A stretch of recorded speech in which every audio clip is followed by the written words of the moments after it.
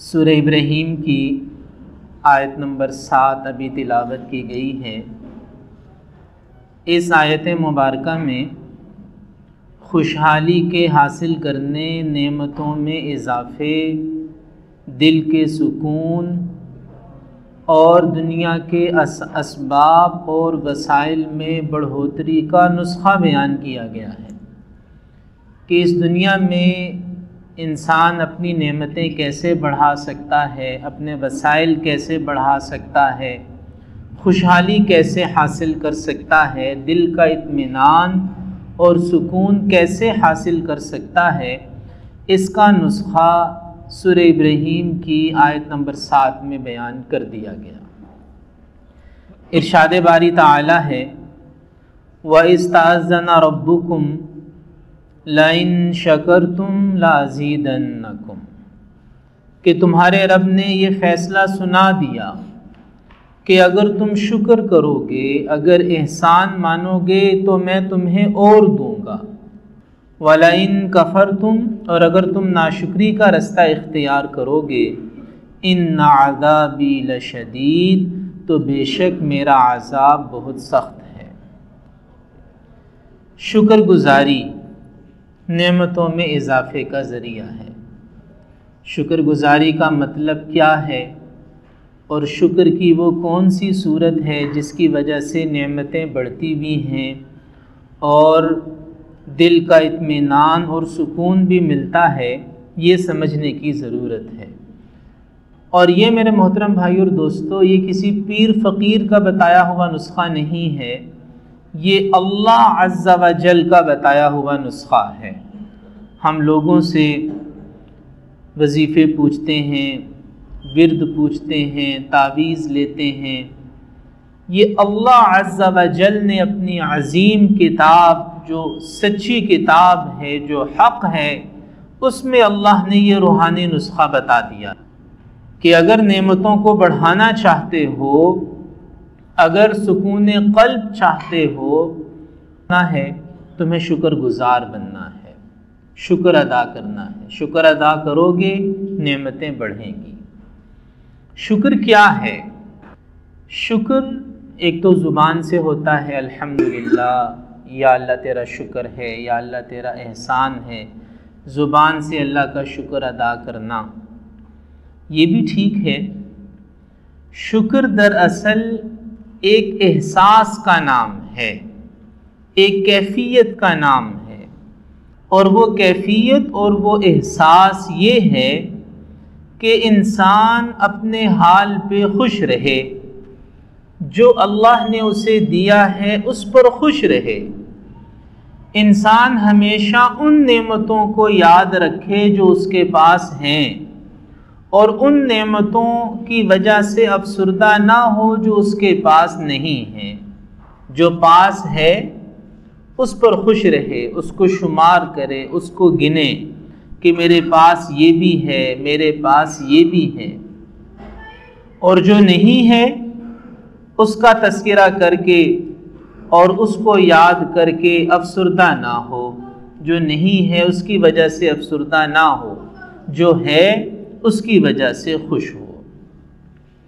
آقا نامدار حضرت محمد مصطفیٰ مجتبیٰ صلی اللہ تعالی علیہ وسلم نے فرمایا کہ وَارْضَ بِمَا قَسَمَ اللَّهُ لَكَ تَكُنْ أَغْنَى النَّاسِ، جو اللہ نے تیرے مقدر میں لکھا ہے، جو اللہ نے تیرے نصیب میں لکھا ہے، اس پر راضی ہو جا تو سب سے بڑا مالدار بن جائے گا، سب سے بڑا مالدار بن جائے گا۔ جو اللہ نے تیرے مقدر میں لکھا ہے اگر اس پر راضی ہو جائے، یعنی جو نعمتیں پاس موجود ہیں ان نعمتوں پر راضی ہو جائے تو سب سے بڑا مالدار بن جائے گا۔ غریب کون ہوتا ہے؟ غریب وہ نہیں ہوتا جس کے پاس چیزیں نہ ہوں، غریب وہ ہوتا ہے جو احساس کمتری کا شکار ہو، میرے پاس یہ بھی نہیں ہے، میرے پاس یہ بھی نہیں ہے، میرے پاس یہ بھی نہیں ہے۔ یہ جو احساس کمتری کا شکار ہے وہ غریب ہے۔ وسائل کا، اسباب کا، پیسوں کا نہ ہونا غربت نہیں ہے، کمتری کا احساس، محرومی کا احساس، یہ غربت ہے۔ اسی لیے رسول پاک صلی اللہ علیہ وسلم نے فرمایا کہ اللہ کی تقسیم پر راضی ہو جا تو سب سے بڑا مالدار بن جائے گا۔ تو شکر گزاری دراصل بے شک اس میں کوئی شک نہیں کہ زبان سے بھی انسان اللہ کا شکر ادا کرے، الحمدللہ الحمدللہ الحمدللہ، ہمیں سکھایا رسول پاک صلی اللہ علیہ وسلم نے زبان سے اللہ کا شکر ادا کرنا، اور آپ کی بے شمار دعائیں ہیں جو الحمدللہ سے شروع ہوتی ہیں، آپ کا ہر خطبہ الحمدللہ سے شروع ہوتا ہے۔ بے شک زبان کا شکر بھی شکر ہے، پھر اعمال کا شکر بھی شکر ہے۔ اللہ نے پیسے دیے، شکر یہ ہے کہ اس میں سے اللہ کے راستے میں خرچ کرے۔ اللہ نے جوانی اور صحت کی نعمت دی، اس جوانی اور صحت کی نعمت کو اللہ کی اطاعت میں صرف کرنا شکر ہے۔ اللہ نے اولاد دی، اولاد کو اللہ کا قریبی بنانا، اللہ کا فرما بردار بنانا، یہ اولاد کی نعمت کا شکر ہے۔ اللہ نے اقتدار دیا، عہدہ دیا، منصب دیا، اس عہدے منصب کو اللہ کی اطاعت میں لگانا یہ بھی شکر ہے۔ لیکن شکر کا سب سے اعلیٰ درجہ یہ ہے کہ انسان شکر کی کیفیت میں آ جائے، یہ شکر کا سب سے اعلیٰ درجہ ہے، یعنی اس کے رومے سے اللہ کا شکر ادا ہو، رومے سے، یعنی شکر کے احساس میں آ جائے، شکر کے احساس میں دن رات اس کے دل سے اللہ کا شکر ادا ہو، شکر کی کیفیت میں آ جائے۔ جیسے جب گرمی ہوتی ہے تو پھر گرمی لگتی ہے، سردی ہوتی ہے تو سردی لگتی ہے، جب انسان کھانا نہیں کھاتا تو بھوک تو لگتی ہے، پانی نہیں پیتا تو پیاس لگتی ہے۔ پیاس ایک کیفیت ہے، نماز میں بھی پیاس لگے گی، پھر جب پیاس لگ گئی تو نماز میں بھی لگی ہے، سفر میں ہے تب بھی لگی ہے، دکان پہ بیٹھا ہے تب بھی لگی ہے، گھر چلا گیا تب بھی لگی ہے، ایک کیفیت ہے۔ تو انسان شکر کی کیفیت میں آ جائے کہ ہر لمحہ اسے ایک احساس، اس کے اندر ایک احساس رہے، ایک کیفیت بن جائے کہ اللہ کی نعمتوں پر راضی رہے۔ جب اللہ کی نعمتوں پر راضی رہے گا تو اللہ نعمتوں کو بڑھائے گا۔ مفسرین نے اس آیت مبارکہ کی تفسیر میں ایک واقعہ لکھا کہ ایک مرتبہ ایک سائل آیا نبی پاک صلی اللہ علیہ وسلم کی خدمت میں مانگنے والا، آپ نے اسے ایک کھجور عطا فرمائی۔ اب بعض روایات میں آتا ہے کہ اس نے وہ نہ لی کہ جی اس ایک کھجور کا میں کیا کروں، یا بعض روایات میں آتا ہے کہ اس نے وہ کھجور پھینک دی۔ پھر ایک دوسرا سائل آیا، آپ صلی اللہ علیہ وسلم نے اسے ایک کھجور عنایت فرمائی، تو وہ کہنے لگا سبحان اللہ تمرتم من رسول اللہ صلی اللہ علیہ وسلم، سبحان اللہ، اللہ کے رسول صلی اللہ علیہ وسلم کی طرف سے ایک کھجور بھی تبرک ہے۔ اس نے یہ کہا تو نبی پاک صلی اللہ علیہ وسلم نے ایک خادمہ کو حکم دیا کہ تم حضرت ام سلمہ رضی اللہ عنہ کے پاس جاؤ، ان کے پاس 40 درہم رکھے ہیں، وہ اس سائل کو لا کر دے دو۔